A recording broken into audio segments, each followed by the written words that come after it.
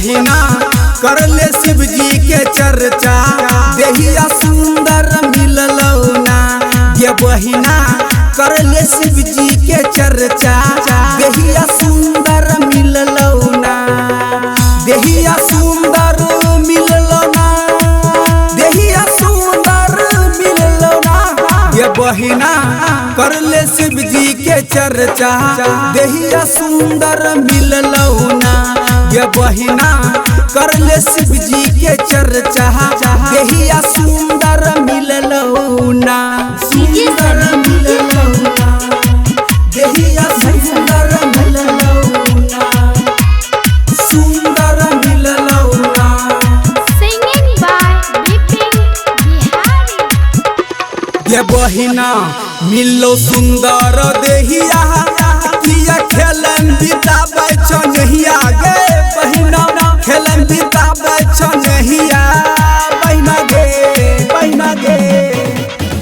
मिलो सुंदर देहिया, किया खेलन बिताबै छनहिया। गे बहिना खेलन बिताबै छनहिया। तो फिर ना मिलतो ऐसन समैया, कर ले गुरु भजनिया ना।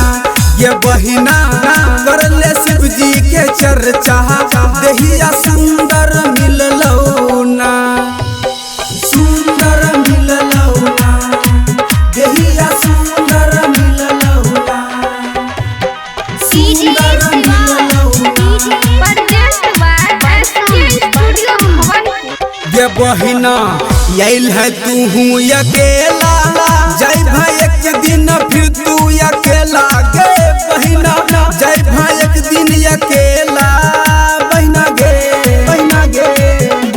ये बहिना आइल है तू अकेला, जय भाई एक दिन फिर तू अकेला। गे बहिना जय भाई एक दिन अकेला।